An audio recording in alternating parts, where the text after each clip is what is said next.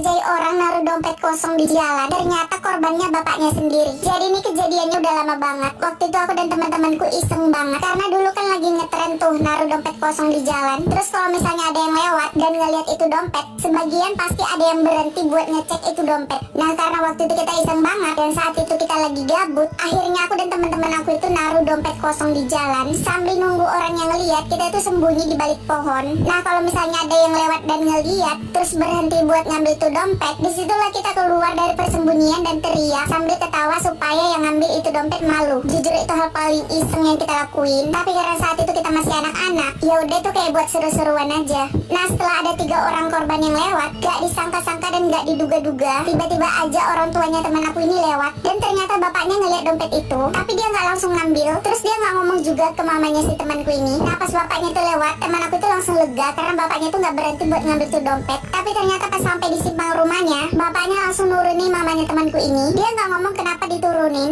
Ternyata karena bapaknya ini mau balik buat ngambil tuh dompet. Nah pas bapaknya tuh balik buat ngambil tuh dompet, kita langsung terbengong. Teman aku ini mukanya langsung pucat. Tapi saat itu kita nggak muncul, kita tetap sembunyi. Dan bapaknya itu langsung ngecek itu dompet, ternyata dompetnya kosong. Dia langsung buang tuh dompet dan dia langsung pergi balik ke rumah. Saat itu temen aku langsung pulang ke rumahnya karena dia udah terlanjur malu banget ke kita, karena dia udah ikut ngerjain bapaknya sendiri. Nah pas langsung sampai di rumah, bapaknya langsung cerita ke mamanya tadi kalau dia nurunin mamanya tadi di simpang karena dia nemu dompet, tapi ternyata dompetnya itu kosong. Di situ mamanya langsung bilang ke bapaknya itu karena bapaknya nggak mau ngomong ke mamanya, dan kalau misalnya ada uang di dalam dompet itu, bapaknya mau pakai uang itu sendiri dan nggak ngasih tahu ke mamanya. Tapi di situ temen aku nggak cerita kalau itu ulahnya. Setelah itu dia balik lagi ke tempat kita. Di situ dia langsung ceritain apa yang terjadi di rumahnya. Dan saat itu kita udah berhenti buat ngerjain orang. Kita nggak lanjutin lagi karena kita takut kalau nanti yang lewat itu bapak kita sendiri. Dari situ kita benar-benar belajar buat jangan jadi orang iseng.